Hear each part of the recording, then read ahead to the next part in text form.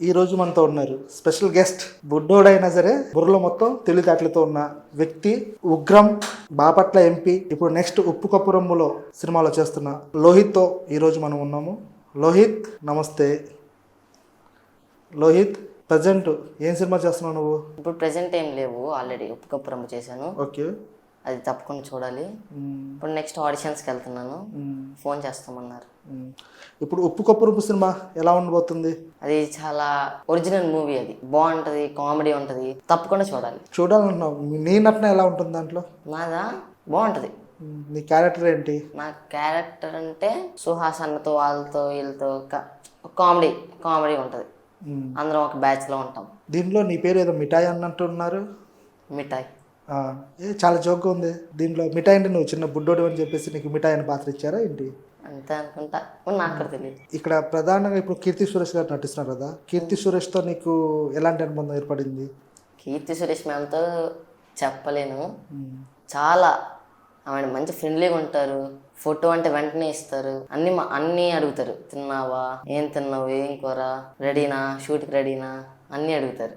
చాలా ఫ్రెండ్లీ. కీర్తి సురేష్తో నీ అనుబంధం ఎలా సాగింది? చాలా, మేమందరం కలిసి భోజనం చేసాము. ఇప్పుడు వాళ్ళు ఒక పెద్ద హీరోయిన్లు కదా, మీకు దగ్గర తీసుకొని మీతో ఆడుకోవడం అలా చేశారా? చాలా, చెప్పలేను అది నేను. సుహాస్ గారితో ఎలా అనుబంధం ఉంది నీకు? సుహాస్ అన్నతో ఫ్రెండ్, డిట్టో ఫ్రెండ్ ఎలా ఉంటారో అలాగే ఉన్నారు సుహాస్ అన్నైతే. చాలా, ఒక ఫ్రెండ్తో ఎలా మాట్లాడతాము అంతే. చెప్పలేనంటే చెప్పాలి కదా. అంటే ఫ్రెండ్ కన్నా ఎక్కువ, అంత ఫ్రెండ్లీగా ఉన్నాడు సుహాస్ అన్న. జోకులు అయ్యి నాతో మంచిగా మాట్లాడుతున్నాడు, అన్నిటికీ దగ్గర తీసుకుంటాడు. షూట్లో కూడా ఇలా చేయాలి ఇలా చేయాలని చెప్తాడు. ఇప్పుడు కీర్తి సురేష్తో మీరు కొన్ని సీన్స్ ఉన్నాయా నీకు? ఆ సీన్స్లో నీకు ఎప్పుడు తడబడుతుంటే కీర్తి సురేష్ గారు ఎలాంటి విషయాలు చెప్తుంటారు? ఇలా నటన చేయాలి, అలా నటన చేయాలని చెప్పి చెప్తుంటారు. పర్లేదు, నువ్వు బాగా చేస్తావు, నీ వల్ల అయ్యిద్ది అలా చెప్తూ ఉంటారు, ఎంకరేజ్ చేస్తూ ఉంటారు. ఈ సినిమాలో మీరు ఒక పాటకి డ్యాన్స్ కూడా వేశారంట. అవును. ఏ పాట అది?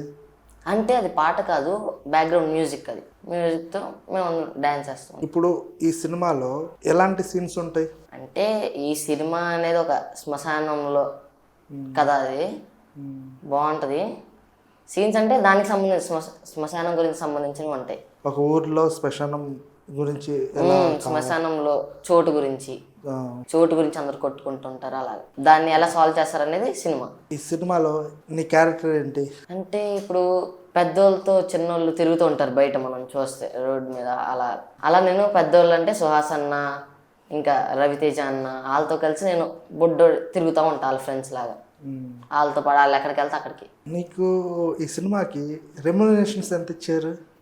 నాకు తెలియదు, అది అన్నీ నాన్న అమ్మ ఖాతాలోకి వెళ్ళిపోయింది. అమ్మ ఖాతాలోకి వెళ్ళిపోయిందా?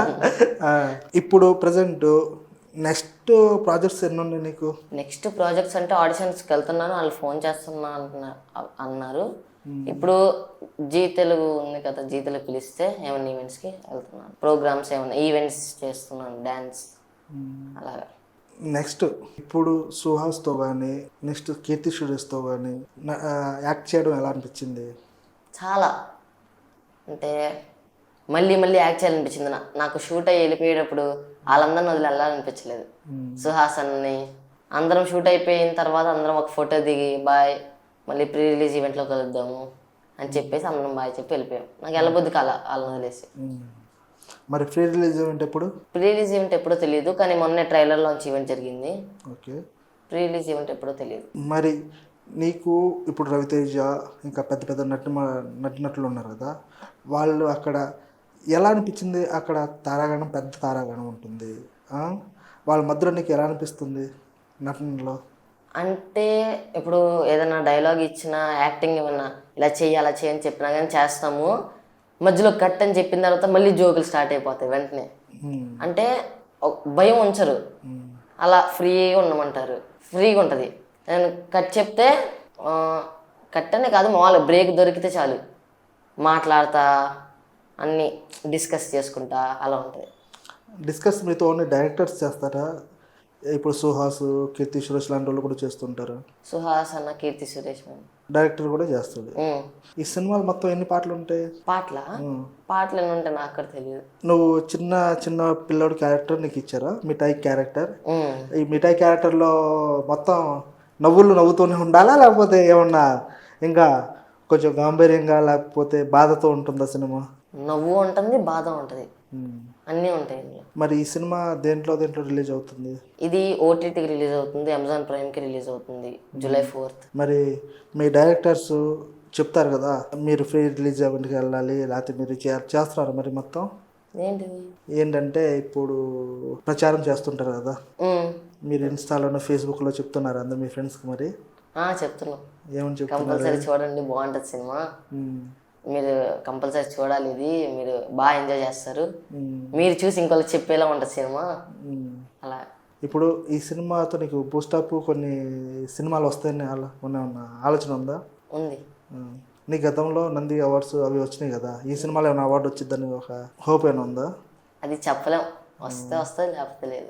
నీవు మొత్తం చెప్పవచ్చు, నీ క్యారెక్టర్ విషయం కరెక్ట్గా చెప్పట్లేదు నాకు. ఈ సినిమాలో నీ క్యారెక్టర్ ఏంటనేది? క్యారెక్టర్ అంటే పిల్లోళ్ళనే ఉంటాను, కాకపోతే మనం చూసుకుంటే పెద్దోళ్ళతో చిన్నపిల్లలు అటు ఇటు తిరుగుతూ ఉంటారు. పెద్దోళ్ళతో వాళ్ళు పెద్దోళ్ళు అనేసుకుంటున్నట్టు, వాళ్ళు కూడా పెద్దోళ్ళు అనుకుంటున్నట్టు పెద్దోళ్ళతో తిరుగుతారు. అలాంటి క్యారెక్టర్ అనేది కామెడీగా ఉంటుంది.